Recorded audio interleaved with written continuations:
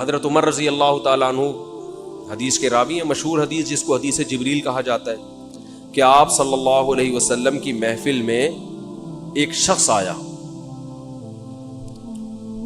اور کیا تھا؟ شدید بیاض الثیاب، انتہائی سفید کپڑے اس شخص نے پہنے ہوئے، شدید سواد الشعر، انتہائی سیاہ بال، لا یرا علیہ اثر السفر ولا یعرفہ منا احد۔ کتنی عجیب بات ہے، کہہ رہے ہم میں سے کوئی اسے جانتا بھی نہیں تھا لیکن اس پہ سفر کے کوئی آثار تھے بھی نہیں۔ تو بہت عجیب سی بات ہے یا نہیں ہے کہ ایک بندے کے اتنے سفید کپڑے، جبکہ وہ اس محلے کا بھی نہیں، کیونکہ پہلے تو اونٹوں پہ پیدل آتے تھے نا، تو بھائی میلے کپڑے ہوتے ہیں، ہم کہتے ہیں پتہ نہیں کہیں سے کہاں سے آیا ہوگا، مصر سے آیا ہوگا، شام سے آیا ہوگا، کہیں سے آیا ہوگا۔ وہ لوگ تو سب ایک دوسرے کو جانتے تھے، جیسے گاؤں میں جانتے، صدیوں سے اکٹھے رہ رہے ہیں، لیکن کپڑوں کی سفیدی سے لگ رہا ہے بھائی مقامی آدمی ابھی نہا دھو کے آیا ہے، مگر ہم میں کوئی اس کو جانتا نہیں ہے، اور ایسا جوان کہ اس کے انتہائی سیاہ بال، اور نبی سے اتنی بے تکلفی کا اظہار جیسے کوئی پرانا دوست ہو، حتی اسند رکبتیہ الی رکبتیہ ووضع کفیہ علی فخذیہ، اپنے گھٹنے نبی کے گھٹنوں کے ساتھ ملا دیے، ایسے دو زانوں چپک کے بیٹھ گیا، اور اپنے ہاتھ اپنی یا نبی کی ران مبارک پہ رکھ دیے۔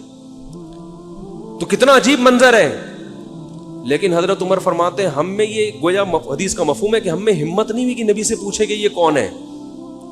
بھائی دیکھ رہے ہیں بس جو بھی منظر ہے دیکھتے رہو، ہو کیا رہا ہے بھائی، نبی جب نہ اس کو ڈانٹ رہے ہیں نہ اسے کچھ کہہ رہے ہیں، ہوگا کچھ ہمیں نہیں پتا۔ اور پھر آگے کیا فرماتے ہیں کہ نبی سے سوال پوچھا، یا محمد اخبرنی عن الاسلام، آپ مجھے بتاؤ اسلام کیا ہے۔ تو آپ صلی اللہ علیہ وسلم نے بتانا شروع کیا، الاسلام ان تشہد ان لا الہ الا اللہ وان محمد رسول اللہ۔ سب صحابہ بیٹھے ہوئے ہیں، سب یہ منظر دیکھ رہے ہیں، مگر کسی کی ہمت نہیں ہے کہ وہ نبی کی مجلس میں پوچھ لیں۔ چپ کر کے دیکھتے رہو کیا ہو رہا ہے۔ ہم ہوتے 20 دفعہ ہم درمیان میں پہلے اس کو گریبان سے پکڑ کے باہر نکالتے ہیں، تو ہے کون، کس سے پوچھ کے آیا ہے، اور تو پہلے بتا، تو تیرے کپڑوں پہ نہ کوئی اثر ہے، جن تو نہیں ہے کہیں۔ بھائی دیکھ رہے ہیں کہ جب نبی کچھ نہیں کہہ رہے تو سب سے زیادہ اعتراض کس کو ہونا چاہیے تھا؟ نبی کو۔ تو نبی ہم سے زیادہ جانتے ہیں، تو جب وہ خاموش ہے تو ہم بھی کیا کریں؟ چپ کر کے بیٹھے رہے، آرام سے خاموشی سے بیٹھے رہے۔ اور پھر کتنا عجیب منظر کہ گھٹنے نبی کے گھٹنوں مبارک کے ساتھ ملا کے پوچھ رہے ہیں کہ اخبرنی عن الاسلام، آپ بتاؤ مجھے اسلام کیا ہے۔ تو آپ نے فرمایا اسلام یہ ہے کہ گواہی دو کہ اللہ کے سوا کوئی عبادت کے لائق نہیں، اور محمد صلی اللہ علیہ وسلم اللہ کے بندے اور رسول ہیں، وَتُقِيمَ الصَّلَاةَ وَتُؤْتِيَ الزَّكَاةَ وَتَصُومَ رَمَضَانَ وَتَحُجَّ الْبَيْتَ إِنِ اسْتَطَعْتَ إِلَيْهِ سَبِيلًا۔ رمضان زکات دو، رمضان کے روز نماز قائم کرو، زکات دو، رمضان کے روزے، اور استطاعت ہے تو حج کرو۔ فرماتے ہیں اس نے کہا صدقتا، اے محمد آپ نے سچ کہا۔ حضرت عمر کہتے ہیں ہمیں اور عجیب، فعجبنا یسألہ ویصدقہ، بھائی سوال بھی پوچھ رہا ہے اور خود ہی کہہ رہا ہے سچ کہا، تو یہ تو امتحان لینے کے لیے آیا ہے، اور امتحان کس کا ہو رہا ہے؟ معاذ اللہ پیغمبر صلی اللہ علیہ وسلم کا۔ بھائی جو سوال پوچھتا ہے وہ یہ تو نہیں کہتا کہ آپ نے جواب بالکل صحیح دیا ہے، اس کا مطلب آپ کو تو پہلے سے پتا، تو پوچھ کیوں رہے ہیں ہم سے؟ لیکن کسی صحابی میں یہ ہمت نہیں ہو رہی کہ نبی کے محفل میں سوال پوچھیں کہ یا رسول اللہ جب یہ پوچھا کیوں اس نے، یہ تو معاذ اللہ آپ کا امتحان لینے آیا گویا۔ پھر اس نے پوچھا، جبریل، وہ بعد میں پتا چلا وہ فرشتے جبریل علیہ السلام تھے، پھر پوچھا کہ مل ایمان کیا ہے، مل ایمان، تو انہوں نے آپ صلی اللہ علیہ وسلم نے فرمایا ایمان یہ اللہ پر، اس کی کتابوں پر، اس کے رسولوں پر، اس کے فرشتوں پر، آخرت کے دن پر، تقدیر پر ایمان لایا جائے۔ صدقتا، سچ کہا۔ پھر انہوں نے پوچھا کہ احسان کیا ہے، پھر آپ نے فرمایا ان تعبد اللہ کأنک تراہ فإن لم تکن تراہ فإنہ یراک، اللہ کی ایسے عبادت کرو جیسے تم دیکھ رہے ہو، کیونکہ وہ تو تمہیں دیکھ رہا ہے۔ صدقتا، اس نے کہا بالکل سچ کہا متی الساعہ، قیامت کب آئے گی؟ تو آپ صلی اللہ علیہ وسلم نے یہ نہیں فرمایا لا ادری، مجھے نہیں پتا، کیونکہ آپ کو معلوم تھا کہ جیسے مجھے نہیں پتا سامنے والے کو بھی نہیں پتا، سمجھ رہے ہو، یہ کسی کو بھی نہیں پتا۔ تو یہاں آپ نے جواب میں یہ نہیں کہا مجھے معلوم نہیں ہے، بلکہ آپ نے بتا دیا کہ جیسے تمہیں معلوم نہیں ہے، یہاں تم صدقتا نہیں کہہ سکتے، جیسے مجھے معلوم نہیں ہے تمہیں بھی، اس لیے آپ نے فرمایا مل مسئول عنہا بأعلم من السائل۔ عربی بڑی خاندانی زبان ہے، خدا کی قسم عربی جو ہے نا بڑی پیاری زبان ہے, کسی کو صحیح آتی ہو تو عربی کی بلاغت کا عربی میں ہی مزہ ہے. مل مسئول عنہا بأعلم من السائل, جس سے پوچھا جا رہا ہے وہ پوچھنے والے سے زیادہ نہیں جانتا. جس سے پوچھا جا رہا ہے وہ پوچھنے والے سے زیادہ نہیں جانتا. قرآن کی بعض آیتیں ایسی وجد والی ہیں نا کہ مزہ آتا ہے ان کو پڑھنے میں. جو موسیٰ علیہ السلام کو اللہ نے کہا تھا نا قلنا لا تخف انک انت الاعلی, اس کا اردو میں ترجمہ نہیں بنتا. موسیٰ علیہ السلام کے سامنے جب جادوگر تھے نا تو جادوگروں نے ہزاروں لاٹھیاں پھینکی, سانپ بن کے حضرت موسیٰ کی طرف دوڑنے لگی. قرآن کہہ رہے فَأَوْجَسَ فِي نَفْسِهِ خِيفَةً مُوسَىٰ, موسیٰ نے دل میں کیا محسوس کیا؟ خوف. دیکھو قرآن کے الفاظ یہ نہیں ہے کہ موسیٰ گھبرانے لگے, کیونکہ اگر گھبرانے لگتے نا دشمن پہ روب ختم ہو جاتا, دشمن کہتا ہار گئے. قرآن دل کی کیفیت بیان کر رہے, موسیٰ نے گویا اپنے ظاہر پہ کنٹرول کیا ہوا تھا. سمجھ رہے, ظاہر پہ کیا کیا ہوا تھا حضرت موسیٰ علیہ السلام نے؟ کنٹرول کے, مجھے بالکل گھبراہٹ نہیں ہے. لیکن قرآن دل کی کیفیت بیان کر رہا ہے, دل میں کیا تھا؟ خوف. یہ بلاغت ہے. فَأَوْجَسَ فِي نَفْسِهِ خَافَ موسیٰ نہیں ہے, موسیٰ خوفزدہ ہو گئے. اس لیے کہ ہم کہتے ہیں نا فلاں خوفزدہ ہو گیا, تو اس سے یہ متبادر ہوتا ہے کہ یعنی دیکھنے میں ایسا لگ رہا تھا کیا ہو گیا, اس خوف کے آثار دل سے کہاں آئے؟ جسم پہ. حضرت موسیٰ نے اپنے اوپر کنٹرول کیا کہ یہ اتنا بڑا مقابلہ ہو رہا ہے اسلام اور کفر کا, ایمان اور کفر کا, کہ اگر میں گھبرانے لگا نا ان کے سامنے تو یہ ان سے ان کا مورال کیا ہو جائے گا؟ بلند. تو قرآن کہہ رہا ہے اوپر سے تو بڑے کانفیڈنس کے ساتھ, لیکن دل کی کیفیت کون جانتا ہے؟ اللہ. فَأَوْجَسَ فِي نَفْسِهِ, قرآن کہہ رہا ہے دل کے اندر موسیٰ کو خوف محسوس ہوا. قلنا, ہم نے کہا, ہم نے کیا کہا؟ دل کے اندر وحی کی اللہ نے بھی. دل گھبرا رہا ہے تو دل میں وحی کی, لا تخف, اے موسیٰ خوف مت کر, انک انت الاعلی, آج کے دن تو ہی غالب ہوگا. یہ نہیں کہا انک الاعلی, نا نا نا نا نا, انک الاعلی نہیں کہ تو غالب ہوگا. انکا, دیکھو انکا کا معنی بھی وہی ہے جو انکا انتا ہے. کا مطلب بھی تو, انتا کا معنی بھی تو. تو جب ایک دفعہ کا کہہ دیا تو دوبارہ انتا کہنے کی کیا ضرورت ہے بھائی؟ ابے چھوڑو یار, رہنے تو تم لوگ کو بہت مشکل ہے بات سمجھا. مجھے مزہ آ رہا ہے نا اس آیت میں, وہ آپ سوچ بھی نہیں سکتے. قرآن یہ نہیں کہہ رہا انک الاعلی کہ تو کیا ہو جائے گا, تو ہی برتر ہوگا, تو ہی غالب ہوگا. انکا انتا, یہ تاکید کے لیے, اے موسیٰ تو, صرف تو, ٹھیک ہے نا, اکیلا. الاعلی, اور اعلی بھی نہیں ہے.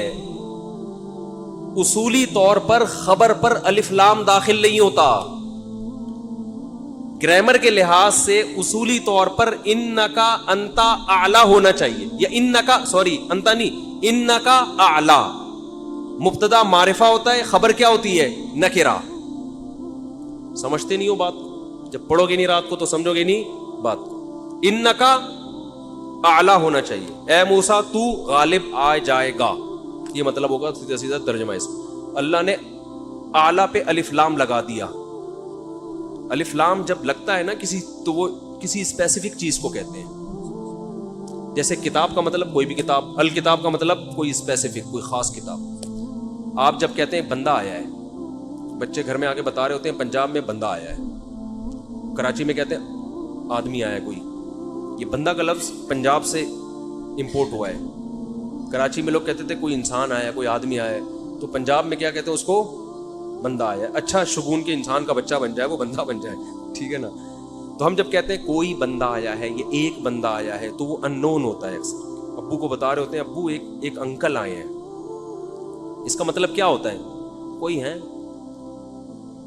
لیکن اگر ایسا بندہ آیا ہو جس کا آپ کو پتا ہو,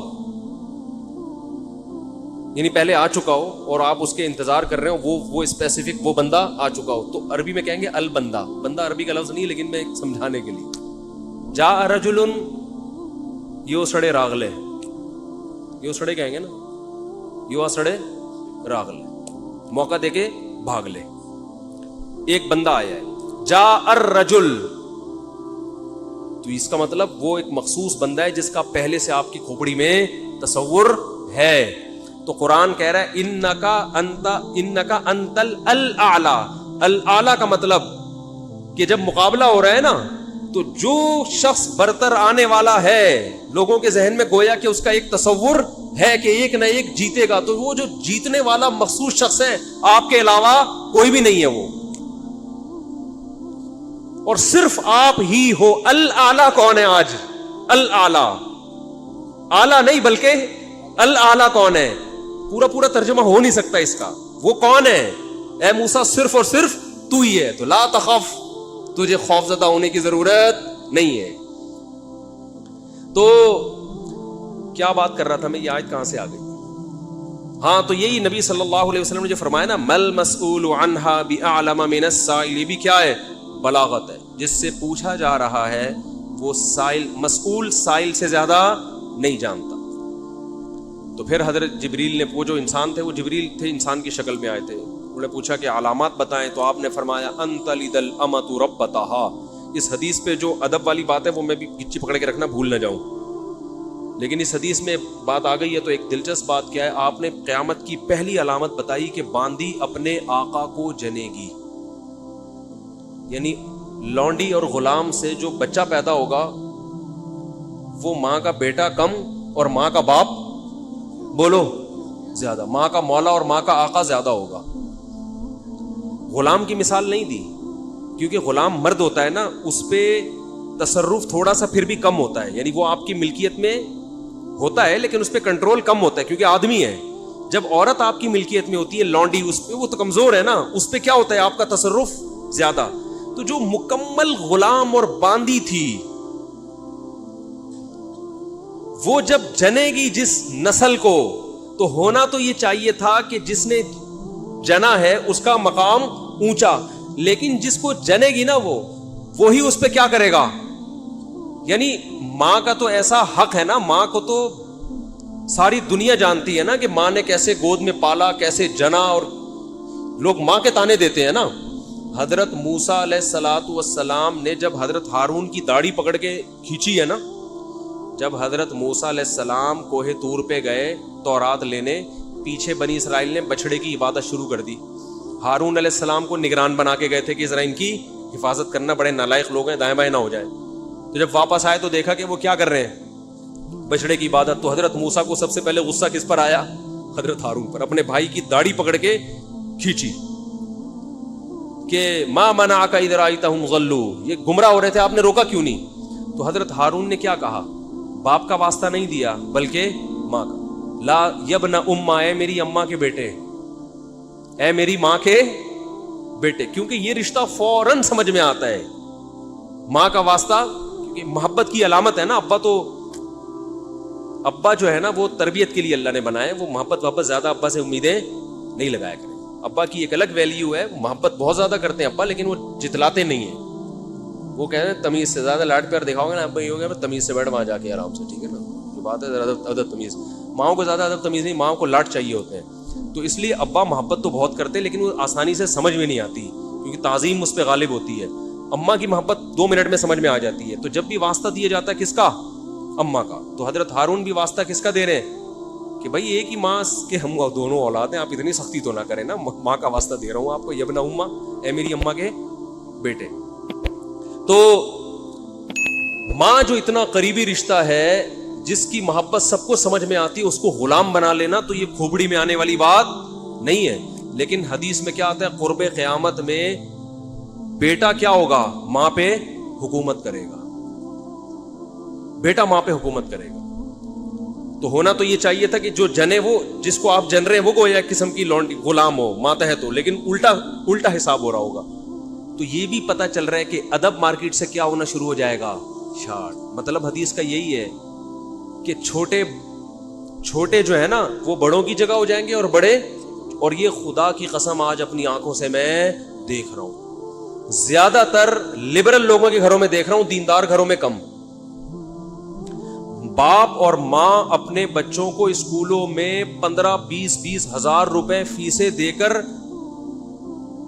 بدتمیز بنا رہے ہیں باقاعدہ پیسوں کے ذریعے. یعنی اسکولوں میں پڑھا رہے ہیں ماڈرن اسکول ہیں اور بہت ہی ماڈرن قسم کے اسکول جن میں مذہب نہیں ہے. بچہ انگلش بہت اچھی بول لیتا ہے اور ٹھیک ٹھاک فیسیں دے کے کیا کر رہے ہیں, اپنی نافرمانی پیسے دے کے سکھا رہے ہیں. آج بھی میرے پاس ایک کیس آیا, کسی کو نہیں پتا چلے گا کس کی بات ہو رہی ہے. ایک صاحب نے کہا میں نے اپنی بچی کو ایڈمیشن کروایا, میں 20-20 ہزار روپے فیسیں دے رہا ہوں اور وہ چرس پی رہی ہے, وہ پتہ نہیں کتنے لڑکوں سے دوستیاں لگا رہی ہے. تعلیم کو فوکس کرنے کے چکر میں تہذیب کا بیڑا غرق کر دیا. یعنی گویا کہ پیسے دے کے باقاعدہ کیا جا رہا ہے, اپنے بچوں کو خراب کیا جا رہا ہے. تو جنا بھی خود, احسان بھی خود کیا, اور نکلا کیا رزلٹ؟ وہی آپ پہ کیا کر رہا ہے حکومت, وہ آپ کی ایک بات ماننے کے لیے تیار نہیں ہے. تو یہ وہ دور ہے جس سے ہم گزر رہے ہیں. تو اس میں بھی ادب کی تلقین کی گئی ہے. جب کچھ اس طرح کے لوگ آتے ہیں نا میرے پاس کہ باپ بیٹا بیٹھا ہوا ہوتا ہے اور باپ اپنے بیٹے کی شکایتیں کر رہا ہوتا ہے بڑے دھیمے لہجے میں کہ بچے کو غصہ نہ آ جائے, اور بیٹا جواب دے رہا ہوتا ہے بڑی اونچی آواز میں. یہ میں نے بہت دیکھ لیا اپنی زندگی میں. اس سے مجھے فوراً وہ حدیث یاد آتی ہے کہ اس کو باپ ہونا چاہیے اور اس کو بیٹا. باپ کو یہ ڈر لگتا ہے کہ یار اب میری اولاد ہے, یار میں کوئی اونچی آواز سے وہ ایک دم میٹر نہ گھوم جائے. دیکھو یہ اولاد کے نالائق ہونے کی علامت ہے کہ آپ نے اپنے باپ کو یہ اتھارٹی نہیں دی ہے کہ وہ آپ کو ڈانٹ سکے. اگر آپ کا باپ آپ کو ڈانٹتے ہوئے گھبراتا ہے نا, خدا کی قسم یہ باپ کے خراب ہونے کی دلیل نہیں ہے, یہ اولاد کے خراب ہونے کی دلیل ہے. یہ اولاد کے خراب, وہ ڈر لگتا ہے اس کو کہ یار کچھ بول دوں تو ایسا نہ ہو ناراض ہو جائے. میں نہیں کہہ رہا اولاد پہ بیجا سختیاں کریں یا خام خامے ڈانٹ ڈپٹ کرتے رہیں, اس سے تو ڈپریشن کے مریض بنتے ہیں. ماں باپ ظلم بھی کرتے ہیں. اس پہ میں انشاءاللہ بیان کروں گا کہ میرا ارادہ ہے, میں نے جو سینٹ میں بل پیش ہوا نا کہ ماں باپ کو اولاد پہ ہاتھ اٹھانے کی اجازت نہیں, شوہر کو بیوی کو ڈانٹنے کی اجازت نہیں, تو یہ بالکل خلاف ہے, لیکن اس کا ناجائز فائدہ بھی اٹھایا جاتا ہے. تو ماں باپ کو بلا وجہ اولاد پہ ہاتھ اٹھانا شرعن جائز. آج ایک صاحب بحث کرنے لگے کہ مجھے اجازت دی ہے شریعت نے کہ میں اپنے بچے کو تھپڑ مار سکتا ہوں. میں نے کہا آپ کو اجازت شریعت نے نہیں دی ہے کہ بلا وجہ آپ اپنے بچے پہ ہاتھ اٹھائیں, اور خاص طور پہ نابالغ پہ. نابالغ کے حقوق اسلام میں بہت زیادہ ہیں. ماں کو اجازت نہیں اپنا غصہ آپ کسی اور پر ہے نکال کس پہ رہی ہے. میں نے ماؤں کو دیکھا ہے طبیعت خراب ہے جھنجلا رہی ہے, بچے کو پکڑ کے طبیعت سے کوٹ دیا اس کو بیچارہ. بعض بچے ماں کی چنگیز خان جیسی مائیں ہوتی ہیں, وہ بچے ٹھٹر کے ان کی جو گروتھ ہے نا وہی رک جاتی ہے ان کی. اتنا سختی کا ماحول انہوں نے گھر میں دیکھا ہوتا ہے. تو یہ نہ باپ کے لیے جائز ہے اور نہ ماں کے لیے. تو اس میں علماء کے واقعات بھی سناؤں گا کہ اپنی اولاد کو مارنے سے پہلے کیا ان کے اصول تھے کہ ہم زیادتی نہ کر بیٹھے. تو یہ بھی ہے. اچھا خیر, تو جلدی سے بات کو یہ سمیٹ کے ختم کرتا ہوں. یہ کیا ہو گیا. تو رسول اللہ صلی اللہ علیہ وسلم کی محفل میں حضرت جبریل آئے تو حضرت عمر فرماتے ہیں, تو حضرت عمر رضی اللہ تعالیٰ عنہ فرماتے ہیں فلبثت ملیہ, میں نے جب یہ منظر دیکھا تو میں بہت دنوں تک ٹھہرا رہا. یعنی کچھ دن گزرنے کے بعد بھی حضرت عمر کی ہمت نہیں ہوئی کہ نبی سے پوچھے کہ یا رسول اللہ یہ کون تھے, یہ کیا ہے احترام, کہ بھئی ایسا نہ نبی صلی اللہ علیہ وسلم ناراض ہو جائیں. خود کیوں نہیں بتا رہے بھئی, یہ اہم بات ہوتی تو آپ صلی اللہ علیہ وسلم تو خود معلم تھے, خود بتاتے. تو فرماتے ہیں کچھ دن کے بعد خود نبی نے مجھ سے پوچھا کہ عمر جانتے ہو وہ شخص کون تھا؟ میں نے کہا اللہ اس کے رسول ہی زیادہ جانتے ہیں. فرمایا ھذا جبریل اتاکم یعلمکم دینکم, یہ جبریل تھے انسانی شکل میں آئے تھے تمہیں تمہارا دین سکھانے کے لیے. اس سے پتہ چلتا ہے کہ تعلیم کا صرف یہ طریقہ نہیں ہے کہ استاذ بیٹھ کے بچوں کو پڑھاتا رہے سارا دن بیٹھ کے. یہ نیچرل وے آف ٹیچنگ ہے کہ ایک ماحول بنا دیا, ایک شخص آ رہا ہے, صحابہ اچھا پھر ایک تعجب کی فضا قائم کی گئی تاکہ نا ان کو یہ محفل یاد رہے. اگر ایسا ہی ہوتا وہ نارمل ڈریس سفر والے ڈریس میں آتے تو یہ تو نارمل مجلس ہے, بھائی کوئی مسافر آیا ہے. ایسا ایک مخمصے میں ڈالا گیا کیونکہ جب کوئی ایسی عجیب سی محفل ہوتی ہے نا تو دماغوں میں بیٹھ جاتی ہے, اس کا ایک ایک منظر یاد رہتا ہے. تو اس سے ماحول کی تبدیلی کا بھی انسان پہ اثر پڑتا ہے. تو صحابہ کیا کر رہے ہیں, نبی صلی اللہ علیہ وسلم سے سوال پوچھنے سے پہلے ایک اور واقعہ سنا کے بس یہ میں ٹاپک ختم کرتا ہوں. ایک اور واقعہ ہے, حدیث میں آتا ہے کہ آپ صلی اللہ علیہ وسلم نے ظہر یا عصر کی نماز پڑھائی, صحیح حدیث ہے. اس میں آپ نے 4 کی جگہ 3 رکعتیں پڑھا دی. کتنی؟ 3. اب صحابہ سوال نہیں پوچھ رہے کہ یا رسول اللہ یہ آپ سے غلطی سے ایسا ہوا ہے، کیا ہوا ہے؟ خوف زدہ. حضرت ابو بکر اور عمر بالکل پیچھے بیٹھے ہوئے ہیں. حدیث میں آتا فہابا ان یتکلماہ، آپ گھبرائے کہ آپ اس بارے میں نبی سے سوال پوچھیں. کیوں؟ ہو سکتا ہے نبی کو اس بات پہ غضب آ جائے کہ بھائی جب میں نے 3 پڑھائی ہیں تو میرے 4 پڑھنے سے جب چاہا کہ ہاں تمہاری یہ نیکی لکھی جا رہی ہے تو حلال کی طرف آؤ اور کسی کی مت سنو. سمجھتے ہو؟ بائک پہ گاڑی پہ پہلے سے موسٹ وانٹڈ لکھ کے لگا دو، کسی کی مت سنو. اس میں ٹینشنیں آئیں گی، برداشت کرو اللہ کے لیے. سمجھتے ہو؟ میں اپنی ٹینشنوں کے قصے سنانا شروع کر دوں آپ پاگل ہو جاؤ گے. آپ کہتے ہو صاحب بڑے ہنسی خوشی